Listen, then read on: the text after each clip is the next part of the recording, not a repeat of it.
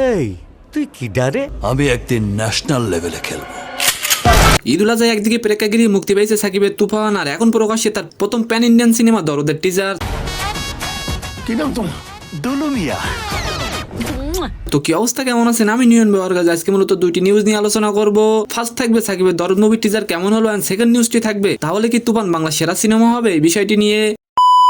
সাকিব খানের ভক্তদের জন্য দিনটা মনে রাখার মতো। ঈদুল আজহা একদিকে মুক্তি পেয়েছে তুফান, আর তারপরেই প্রকাশ পেল দরদের টিজার। তুফানের তাণ্ডবের মাঝে দরদ দিয়ে ঢালিউডের শীর্ষ এই নায়ক যেন এবার নিজেকে ছাড়িয়ে গেছেন। দরদ সিনেমায় বলিউড অভিনেত্রী সোনাল চৌহানের সাথে রোম্যান্স দিয়ে টিজার শুরু হলেও কেউ আন্দাজ করতে পারেনি এরপর কতটা ভয়ঙ্কর হয়ে ধরা দিবেন সাকিব। প্রতিটি অ্যাকশন দৃশ্যের সঙ্গে সাকিবের রক্ত নিয়ে খেলা দর্শকদের বুকে কাঁপন ধরিয়েছে। দরদ নির্মাতা অনন্য মামুন ফেসবুকে লেখেন, যাদের হার্ট দুর্বল তারা দরদের টিজার দেখবেন না। এখন আপনারা কমেন্ট করে যাবেন দরদ কোন লেভেলে সিনেমা হতে যাচ্ছে। আর এবার আলোচনা করব তাহলে কি তুফান পারবে বাংলা সেরা সিনেমা হতে, এই বিষয়টি নিয়ে। একটি সিনেমা তখনই ভালো ফলাফল করে যখন একজন দর্শক সিনেমাটি দেখে ভালো রিভিউ দেন। তুফান সিনেমা নিঃসন্দেহে অনেক ভালো একটি সিনেমা, বাট যারা হল থেকে মুভি দেখে বাইর হচ্ছেন তারা ম্যাক্সিমাম দর্শকই তুফানকে নিয়ে নেগেটিভ মন্তব্য করছেন। আবার অনেকেই বলছেন অনেক চমৎকার একটি সিনেমা।